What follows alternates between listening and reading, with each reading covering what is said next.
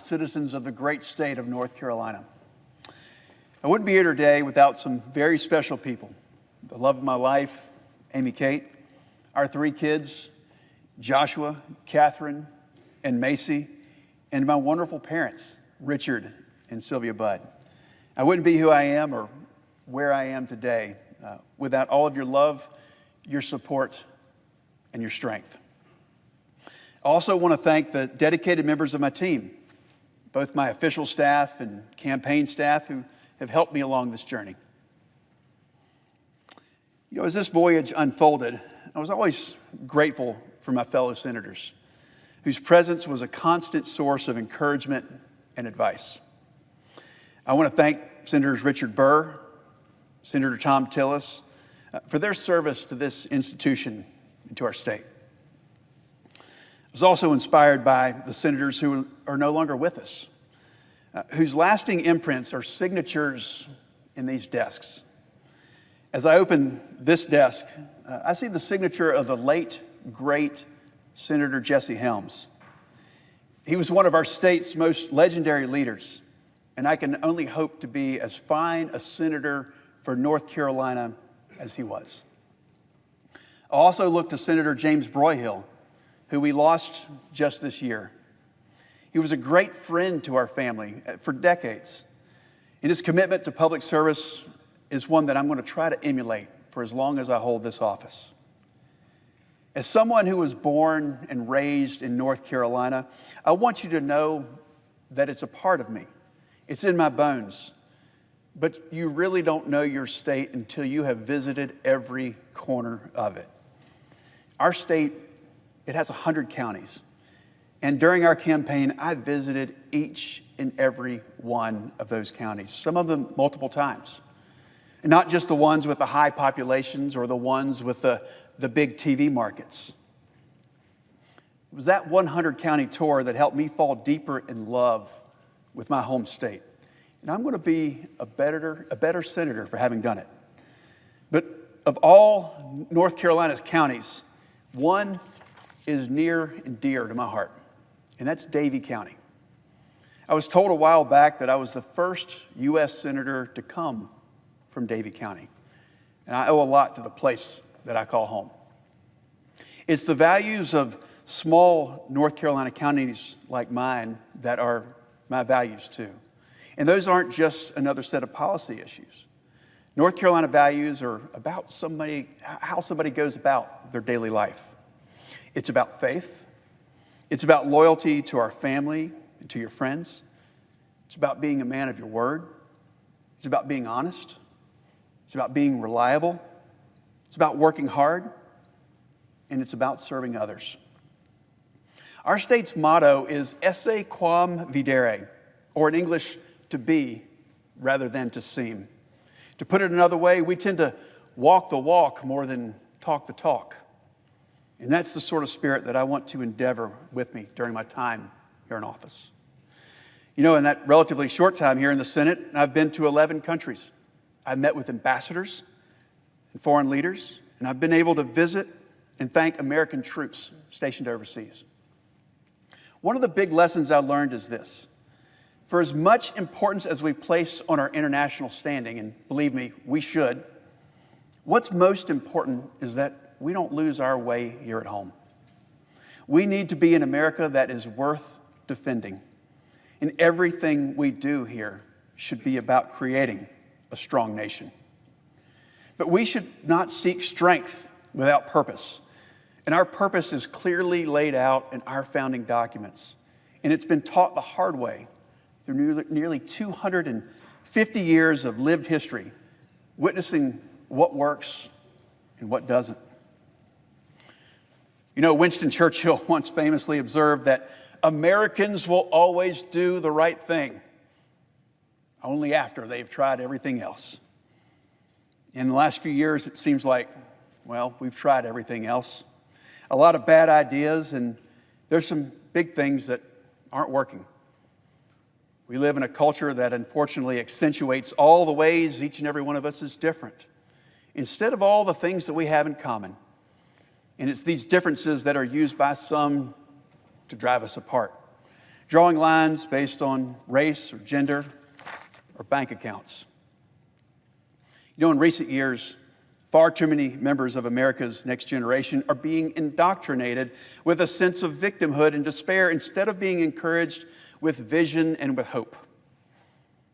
That indoctrination has real-world consequences, and we've seen it borne out in disturbing national trends.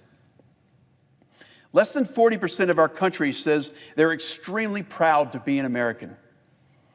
The rate of church-going and a belief in God now sits at historic lows.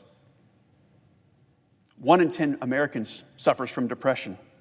And depression among young adults, it's particularly acute.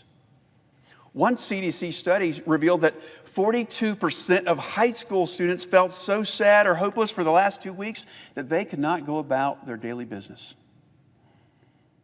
Among young adults, substance abuse is at an all-time high. Rates of suicide have increased, and more than 1 in 5 high school students has seriously considered attempting suicide. These numbers should shock our national conscience, and it should serve as a wake-up call for change. Despite of these discouraging statistics, we don't have to reinvent the wheel to know how to get back on the right track. Instead of teaching the next generation of Americans to wallow in all the things that their country has done wrong, we need to be celebrating. We need to be learning and building on all the things that we've done right. Simply put, we need to teach our kids to love our country and not to hate it, to have a spirit of gratitude and not one of disdain. Great nations succeed when their citizens not only have a focus on what makes them great, but also when we collectively keep our eyes on what creates prosperity and human flourishing. But when we give our government too much power, the less freedom each individual has over their own life. Less freedom means you have less money and less opportunity to achieve your God-given destiny. When the government stops us from responsibly producing energy, for instance, and then attempts to dictate our consumption habits, well, it makes life harder and more difficult for hardworking citizens, and it stifles our nation's strength. You know, the Apostle Paul, when he wrote to young Timothy, he warned him to watch out for the love of money, for it is the root of all sorts of evil. But in this town, the root of all sorts of evil seems to be modern monetary theory. The supposition that the national debt doesn't matter and government spending should be the driving force behind the economy instead of individuals and private businesses. But the problem with this is that a bigger government with endless spending creates economic stagnation.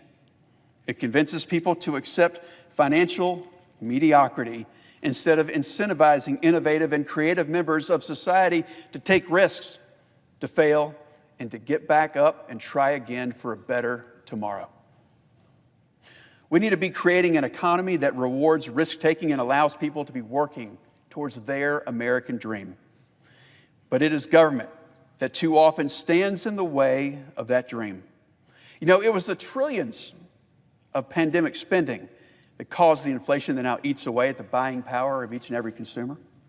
And it was the limitless spending of the last quarter century that has created a federal budget so out of whack that the basic goal of balancing our country's checkbook, well, it's politically toxic to consider. Looking to a government as our economic savior, it's simply not the solution. Capitalism, open markets, a free and a moral people, that's the formula for success. Success that our country saw not too long ago. And we can surely recreate it if we have the right leadership that lightens the regulatory burden on America's job creators. And the stronger that we are here at home, the more leadership that we can exert on the world stage. And that's what's missing today, a strong and a confident America.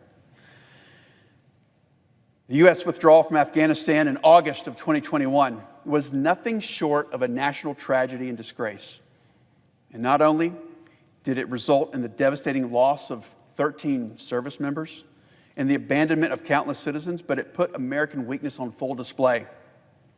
We were seen by our enemies as hapless, short-sighted, and not willing to change course when facts on the ground called for a change. You know, in speaking with allies and international leaders, I heard over and over again that it was the Afghanistan debacle that caused our allies to wonder if they can even count on us anymore. They wonder if when the going gets tough, if we'll be more likely to cut and run than stand by their side as they've stood with us. And that undercuts America's standing in the world. As we see the results of weakness across the globe, a Russian dictator blatantly invading his neighbor, or unleashing an unspeakable chaos and suffering on innocent civilians. Or we see China, led by a brutal communist government, is growing more aggressive not only towards Taiwan, but blatantly launching spy crafts over the U.S. mainland, buying up critical infrastructure inside the United States, and stealing the intellectual property of U.S. citizens. Iran and North Korea are spinning up their centrifuges, cracking down on their own people and making threats to the security of their respective regions. At our own southern border right now, we have a historic humanitarian and national security crisis. But instead of pursuing what used to be a nonpartisan imperative to secure the border, the current administration is retreating from their responsibility to protect and defend this country. All of this chaos is the result of America being a diminished country, all too willing to cede the stage and to let others lead. And that's not the way that the world will find peace and security. Peace is achieved through American strength, and it is American weakness instead that provokes evil. Our country must return to the principles of clarity and purpose, a willingness to act when the situation calls for it, and the strength to follow through when we face obstacles.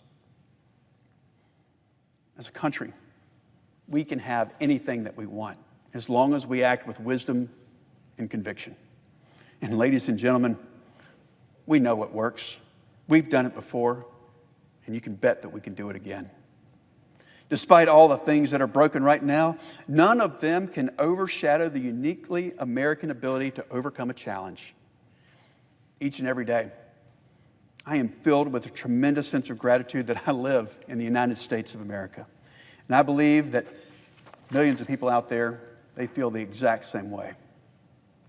In the final analysis, it's our shores that welcome 1 million legal immigrants every year.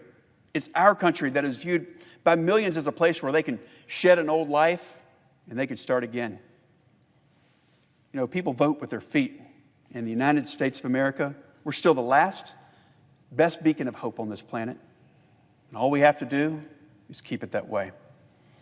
At the end of the day, we must seek to be a nation that empowers every citizen, ensures human flourishing, and preserves freedom for each and every individual to pursue their American dream.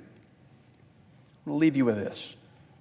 My number one goal during my time in the U.S. Senate is to create a strong nation full of strong families. It's to be of service to others, to make other people's lives better, to do just what I said that I was going to do. That's how I've lived throughout my life, and that's the kind of senator that I want to be. Thank you, Mr. President. I yield the floor. Mr. President. Senator from North Carolina.